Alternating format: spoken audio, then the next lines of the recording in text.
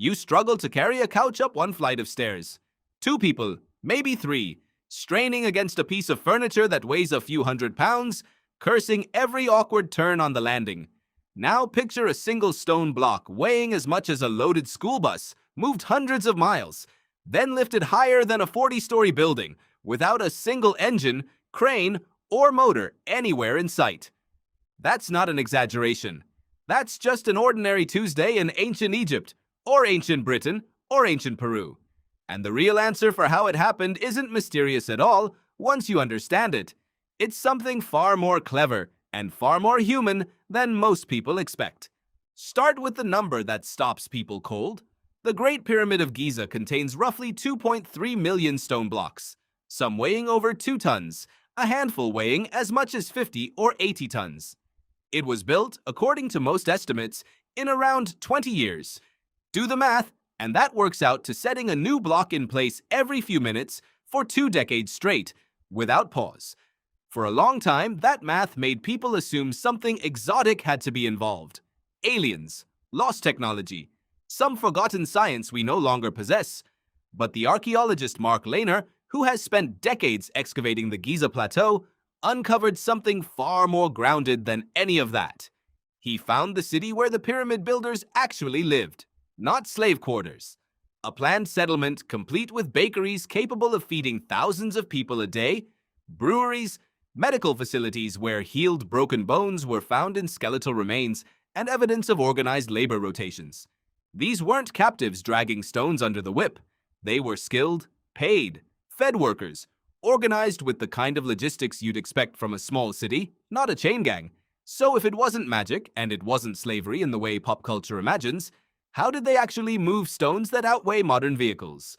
Start with the ramp, because it's simpler than you'd think, and more clever than you'd guess. A ramp doesn't reduce the total weight you're moving. It reduces the force needed at any given moment by trading distance for effort. Drag a block up a long, gentle slope, and you need far less raw muscle than lifting it straight up, even though you're covering more ground to do it. Egyptian engineers used several ramp designs: straight ramps running directly up one face, zigzagging ramps wrapping around the structure as it rose, and in one especially clever theory proposed by the French architect Jean-Pierre Houdin, an internal spiral ramp built right into the pyramid's core, invisible from the outside, used to hold stones up the higher levels where external ramps would have become too long and unstable to be practical. Now add the sledge. Egyptian workers didn't drag blocks directly across bare sand or stone. They loaded them onto wooden sledges, essentially giant sleds, and pulled them across prepared surfaces. Here's where the story gets genuinely elegant. Ancient Egyptian tomb paintings show workers pouring water directly onto the sand in front of a sledge as it moved. For a long time, people assumed this was purely ceremonial, a ritual gesture. Then, in 2014, physicists at the University of Amsterdam actually tested it. They found that pouring the right amount of water onto sand created capillary bridges, tiny bonds between individual sand grains that stiffened the surface just enough to dramatically cut friction. Wet the sand correctly, and the force needed to drag the sledge dropped by roughly half. Too much water, and it turned back into useless mud. Too little, and the sand stayed loose and draggy. The ancient workers had, through trial, error, and generations of accumulated experience, found the precise physics of a problem that modern researchers only formally confirmed a few years ago. Combine ramps, sledges, correctly wetted sand, wooden rollers laid beneath sledges on harder ground, and simple levers used to nudge and pry blocks into final position, and you start to see the outline of the real answer. Not one dramatic secret. A whole toolkit of small, practical tricks, layered together and executed at enormous scale by an enormous organized workforce. And that workforce detail matters more than people give it credit for. Modern estimates suggest roughly 20,000 to 30,000 workers were involved in building the Great Pyramid, not continuously, but rotating through seasonal shifts, often timed around the annual Nile flooding, when farming was paused anyway and labor was available. This wasn't chaos. It was one of the largest coordinated construction projects in human history, run with a level of planning and logistics that would strain a modern city government. Now travel across the world, to Stonehenge, where a completely different puzzle emerges.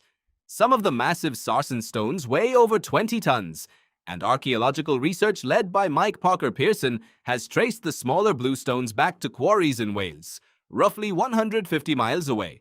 150 miles. No wheels suited for that terrain. No draft animals proven to have been used for this specific task. Just human muscle, timber sledges, and almost certainly some combination of rollers, ropes, and enormous coordinated pulling teams moving stones across hills, rivers, and open ground for weeks at a time. Experimental archaeologists have recreated smaller-scale versions of this exact process and found that a team of around 20 people, using timber sledges and rollers, could move a multi-ton stone at a slow but entirely manageable pace, especially with periodic rest, water, and the same kind of surface preparation the Egyptians appear to have understood. Now jump continents again, to the Inca in Peru, where the puzzle takes yet another shape.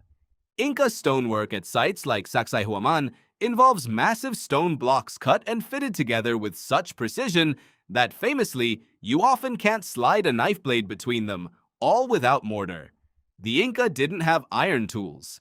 They shaped incredibly hard stone using harder stone hammers, patient abrasion, and an extraordinary tolerance for repetitive, careful labor, test-fitting blocks again and again, grinding down high points until the fit became nearly seamless.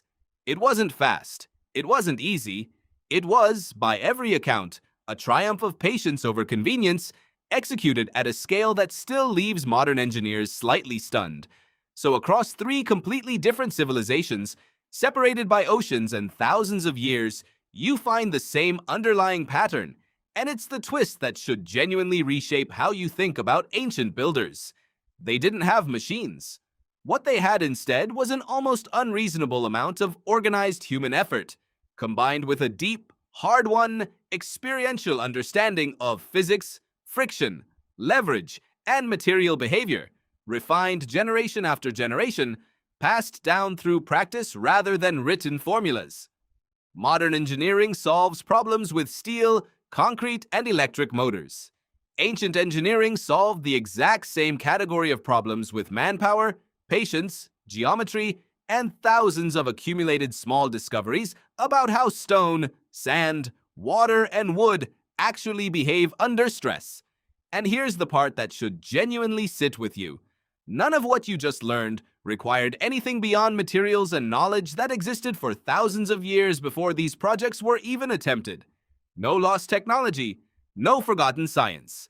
Just extraordinary organization, applied relentlessly, at a scale almost impossible to picture today. So the next time you're struggling to move a couch up one flight of stairs, remember what a coordinated crew of ordinary people working with rope, wood, and wet sand once managed to accomplish. Not because they had tools you don't have, because they had patience, planning, and sheer collective will at a scale most of the modern world has simply forgotten how to organize. The more we learn about the past, the better we understand ourselves.